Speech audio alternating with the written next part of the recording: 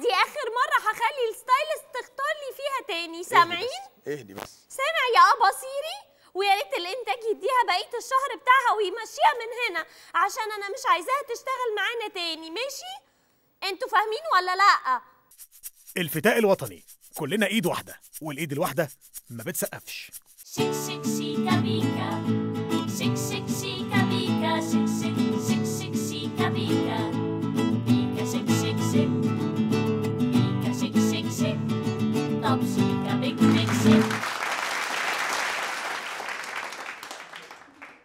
ازيكم؟ اهلا بيكم في حلقه جديده من برنامجكم شيكا بيكا. ازيك يا باكينام؟ يا بنتي قلت لك القميص الاحمر كان هيبقى احلى عليا بكتير. باكينام اهلا بيكم في حلقه جديده من برنامجنا. حلقتنا النهارده عن الوفاق الوطني. فعلا عن الوفاء للوطني. الوفاق الوطني. محاولة مننا إننا نجمع كل القوى السياسية المختلفة دي على كلمة واحدة بس. الناس في مصر ما بقتش تتفق على أي حاجة. فعلا يا شاكر، تخيل أنا نفسي بقيت أحس بكده. ده أنا والستايلست بتاعتي قبل الحلقة كنا لسه مختلفين حوالين هل الدستور أولا ولا الانتخابات أولا، وأنا حضرت بنفسي المناقشة دي. عايزين نعرف رأيكم إزاي نعمل حالة من الوفاق الوطني في مصر. معانا تليفون من فاتن من القاهرة. ألو فاتن، ازيك يا مدام باكينام؟ أنا بحبك جدا جدا وكان نفسي أكلمك من زمان. أنا بحبك أوي يا باكينام وانتي سو كيوت. بس اسمحيلي، انتي النهاردة مش موفقة في الشميز الأخضر اللي انتي لابساه، مش لايق عليكي خالص. شفت بقى اخص عليكي يا نيني، اخص عليكي. مش قلتلك ان الاحمر ده كان هيبقى احلى؟ معاكي حق يا فاتن، ده انا بقالي ساعه وربع بتناقش مع الستايلست في الموضوع ده وكنا مختلفين حواليه. ده انا عايزه اقولك اني لسه شايفه جروب على الفيسبوك اسمه الشميز الاخضر اللي مش لايق على باكينام، وممكن يبقى في حد دلوقتي بيرفع فيديو الحلقه وانتي بالشميز ده على اليوتيوب. لا مش للدرجة دي يعني. مش مين ده الفاضي اللي هيقعد يشوفه؟ ناس كتير. لو اللي رفع الفيديو كتب في التاج سهير رمزي، 6 إبريل، عمرو مصطفى، الشيخ الشعراوي، مصر، نكت، بنات، هتلاقي ملايين بيتفرجوا عليه. عاجبك كده يا أباصيري؟ طب ايه رأيكم اني بقى انا مش مكملة؟ اهدي يا باكينام، اهدي. أباصيري اطلع فاصل، خلينا نحاول نوصل الحلقة دي لحالة وفاق حوالين الفستان أولا. يلا يا أباصيري. اهدي يا باكينام، اهدي. حاجة تقرف.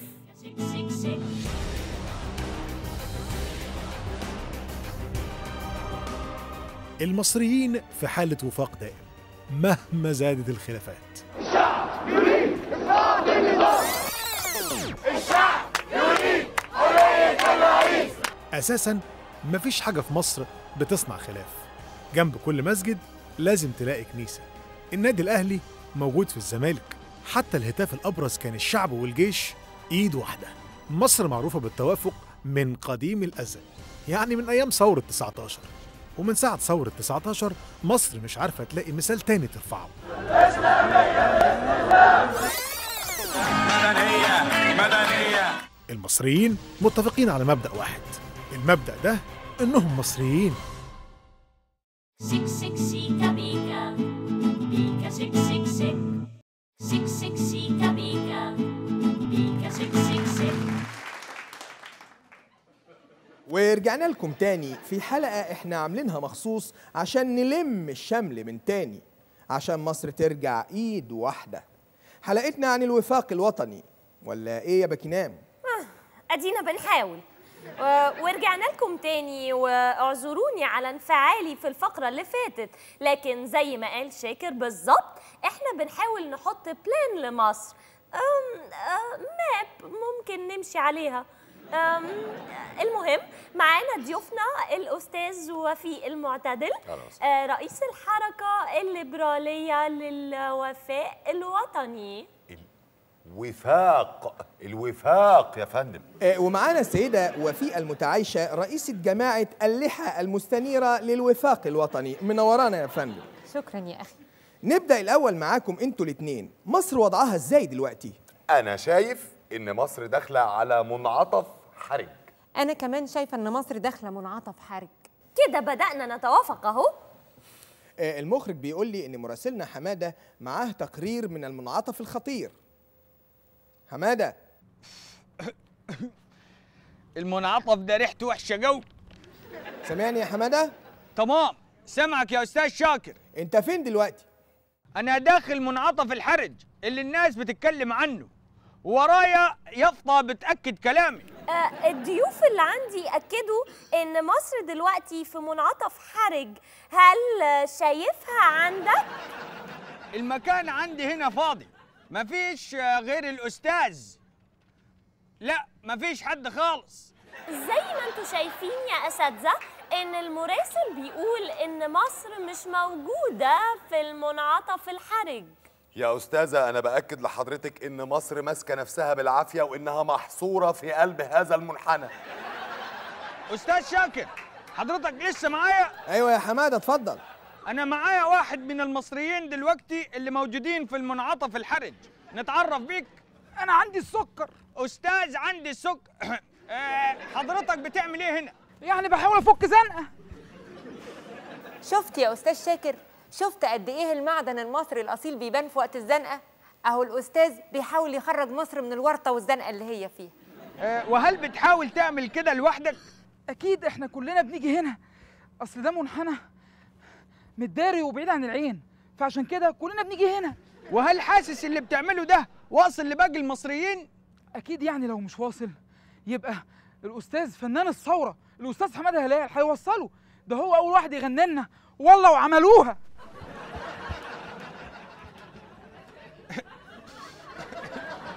كان معكم حمادة، برنامج شيكا بيكا مش تمام. ريحة وحشة قوي. ربنا يوفقه هو وأمثاله يا أستاذ شاكر. بنشكرك يا حمادة، وحاول تروح تاخد دش قبل ما تيجي الاستوديو بكرة.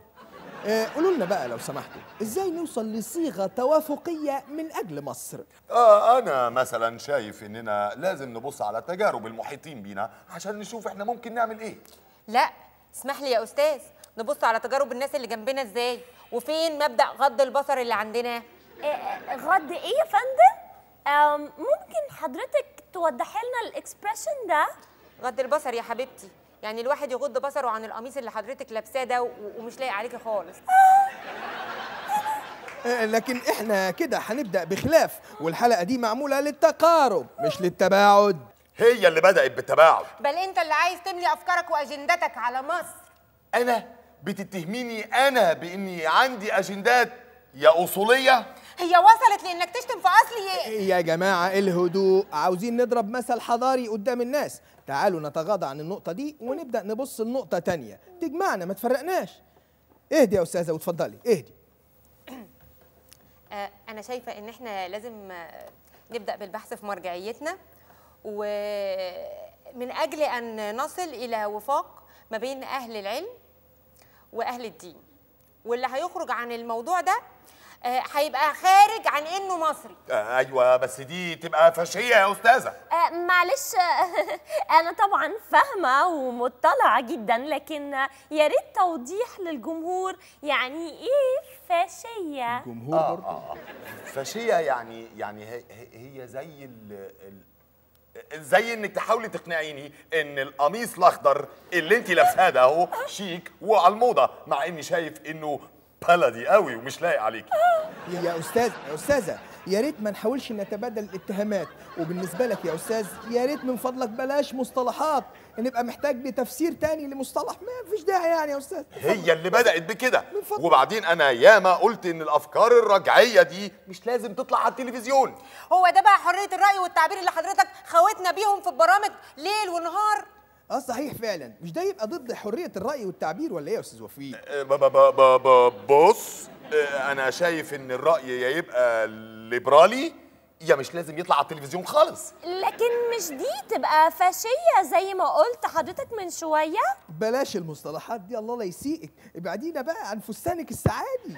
انا مش هقدر اكمل الحلقه دي بعد اتهامات الاخ ليا ووصفي بوصف علماني مدسوس على ثقافتنا من ثقافه اسياده، وانا بوصفه بالشكل ده ان هو يبقى امعه. امعه احسن ما اكون بزيف الحقايق على الناس. انت ما اتفرجتيش على الفيديو بتاعك اللي مكسر الدنيا على اليوتيوب اللي بتقولي فيه ان الليبرالي يعني امك تتفرج على مسلسل سماره؟ انا كنت بضحك معاكم، يعني ما اضحكش معاكم. ايوه، ما هو لما تتزنقي تقولي كنت بضحك معاكم. اهدى يا استاذ وفيق. لا مش ههدى. اهدي يا استاذه وفيقه. لا مش ههدى. طب افتكروا حاجه واحده بس ممكن نتجمع او نتفق عليها كلنا. افتكرنا ان قميصك الاخضر مش لايق عليكي. شيك شيك شيكا بيكا بيكا شيك شيك شيك شيك شيك شيكا بيكا بيكا شيك شيك شيك. ولازم نعيش في حالة وفاء من الجيزة ولحد آخر بولاق، زي السمك جوه البحر يجي 1000 نوع، حارة ووقار وموسى وبوري وبلطي، حارة ووقار وموسى وبوري وبلطي. يا سلام يا سلام لو معاهم طحينة بقى. حارة ووقار وموسى وبوري وبلطي. هو هيخلص المنيو ده اللي معاه ده؟ أنا عارف. وجمبري وجندفلي وأم الخلول، كلهم عايشين سوا في حالة وفاء، لكن بينتهي بيهم المطاف جوه الشباك. الله، جميلة جدا ومؤثرة آخر حاجة. فعلا فعلا قصيدة كلها فوسفور. بنحييك قوي. معانا شاعر أبو العربي، شادوه في الشعر البورسعيدي الشاب. انت كتبت القصيدة دي مخصوص علشان تشجع المصريين على الوفاق؟ أبداً، أنا كتبتها مخصوص عشان أجي البرنامج، لأن القصايد اللي كتبتها قديمة على الحدث، وما تخلينيش أجي التوك شو، فقلت لازم أكتب قصيدة جديدة وهي دي. بس هايلة وكلها مليانة مشاعر. ده أنا كنت هعيط. المهم قول لنا، انت شايف احنا ليه ما وصلناش لحالة الوفاق الوطني اللي احنا بنرجوها يا ابو العربي؟ أنا مش عايز الناس تفهمني غلط، ولا الجرايد بكرة كاتبة على لساني كلام أنا ما قلتوش. بس أنا ما بشوفش الجرايد بتكتب عنك على فكرة. عموما اتفضل، احنا هنفهمك صح. أنا شايف إن احنا ما وصلناش لحالة الوفاء، لأن النظام السابق بتاعنا بأفعاله الدنيئة فضل يقتل فينا حبنا في الوحدة. بس ده متناقض مع الكلام اللي انت قلته قبل الثورة. أحلى ما فينا كسمك إن النظام جمعنا تاني في الشبك. أنا ما أقبلش إن حد يزايد عليا، ولو رجعت للفيديو تلاقيني قلت النظام. هل أنا قلت نظام مبارك؟ الحقيقة لا. يبقى المعنى في بطن الشاعر. طيب وبالنسبة للسمك؟ إيه؟ قصده بالنسبة لآخر قصايدك العاطفية. أنا مش مستعد ومش محضر. لا يا راجل بلاش تواضع، ارمي بس انت سنارتك وانت اكيد هتطلع بحاجة. يلا يلا يلا سمعنا يلا. هقول فصصيني الشوق مليني، عايزاني اقول كلمة احبك مش هقولها، لو فاكراني واحد مقطع السمكة وديولها، لما بشوفك بنسى نفسي وبحس اني دايخ، انت يلي زي السمك اجمل ما فيه البطارخ. هايل هايل عظيم. عظيم يا استاذ ابو العربي، عظيم. ده انت جوعتنا يا راجل.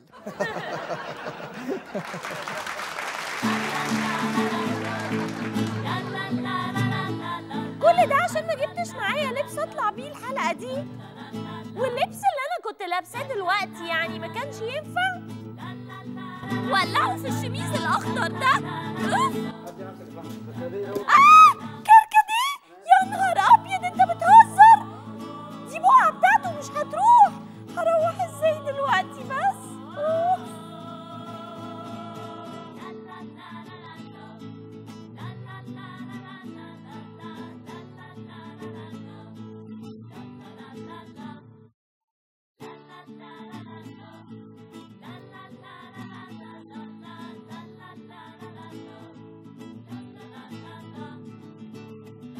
la la.